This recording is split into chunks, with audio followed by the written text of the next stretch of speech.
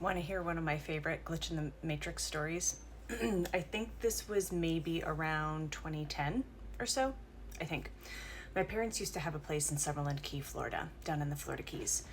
And my husband and I and our two kids, which were like 3 and 5-ish, if I'm remembering the correct trip, we went down to stay with my parents for vacation. Now, I also had a very close high school friend, and so he and his wife and their son also came with us. He was driving my dad's Jeep Wrangler that we had down there to take all of us to Bahia Honda State Park for the day. So, match driving, David and me and Aaron, and then I think the kids were in the car maybe with my mom and dad. We're all driving to buy a Honda, and on the way there, my husband realized that he has his wedding ring on, and his wedding ring was gold, and it had like small stones in it, diamonds, chips in it across the front. So it was shiny, sparkly. Okay, buy a Honda, very clear water, lots and lots of coral reefs and fish and seaweed and everything with wildlife. And so he realized he didn't want to have it on while we're at the park because swimming, something shiny, fish will come and go, ooh, something for me. So he takes it off and, puts it in a safe spot in the Jeep. And I don't remember exactly, that could have been like in the handle, the little divot in the handle, or hid it somewhere, something like that, so it wouldn't be seen. We spend all day long there. We're exhausted. We're hungry. We're tired. We get in the car. We're sandy and salty, all the things. We get in the cars to drive home. My husband is reaching around and he can't find his ring. And he's looking and he's looking. And so, we get back to my parents' house. We take everything out. We come back out to the Jeep. We open every door. The top is already off. And we are digging through the entire car, literally to the extent of like folding seats over, sliding them back and forth, taking out what we can. We cannot find this ring.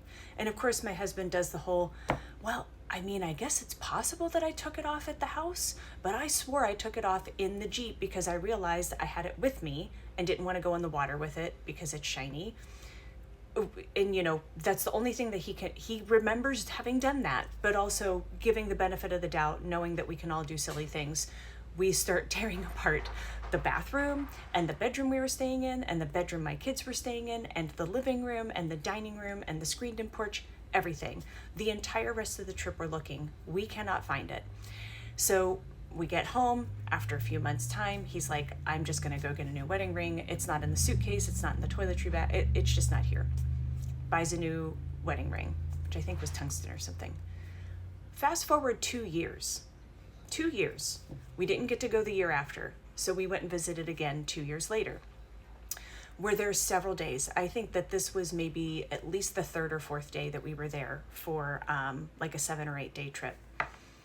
My husband wakes up very early morning, like the sun has just come up and is peeking through the sliding glass windows or sliding glass doors from the screened-in porch.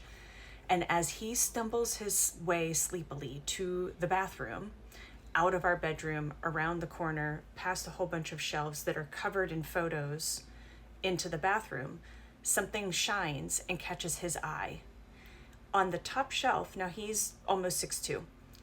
On the top shelf, he sees that there's something glimmering there. And this shelf is like just ever so slightly above his eyesight, or height, my bad, eye height. He reaches up and pulls off his wedding ring from 2 years prior. And he's like, why is it up here? Now, we had had so much discussion about this. My mom and dad knew it was missing. My friends Matt and Aaron knew it was missing. We all knew it was missing all of that time. So when my mom comes downstairs that morning, she says, I dust those shelves and have even changed out the photographs in some of those frames in the 2 years since the last time you guys were here when he lost that ring. There is no way that ring has been sitting up there that entire time without me knowing it. And who would have put it up there? Because even he had to reach up to reach it. And even she taking things off and dusting back and forth, nothing ever flung it. And he even kind of like went up on his toes, stood up on something to look. No dust ring, no little ring from where he picked the ring up, showing that there was no dust on that part. Where did it come from? Why was it there 2 years later? especially with my mom knowing that, salty air, sand, all the 9 yards, she had cleaned those probably at least monthly, if not more frequently, because people would go down to visit her all the time. She did not keep a messy house. So, in the meantime, since that time, I think he's lost both of those rings again and got a third one. So I think he has 3 wedding rings at this point. But that was one of my most favorite Glitch in the Matrix stories ever, of the things that have happened to us. We've had a few. We've had several. And we just can't explain it, especially my mom just knowing that she cleaned that regularly and not one single time, even up above with a Swiffer duster, doing this, taking everything off and Swiffer, nothing. Never. Don't know where it came from, why it ended up there again, but that's only one of our stories. Do you have any? Because I love these Glitch in the Matrix or like lost time stories, like I lost, a chunk of day. Let me know what you've got.